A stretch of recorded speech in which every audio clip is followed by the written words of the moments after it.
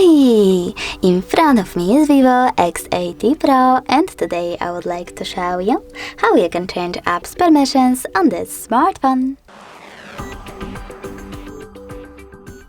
Firstly, open Settings and tap on Privacy section over here. Now you need to select Permission Manager and tap on one of your device's features, like location. Then select an app, I will go with Chrome, and click on one of those options. Allow only when using the app, ask every time, or don't allow. I will go with the first one and tap on the back button.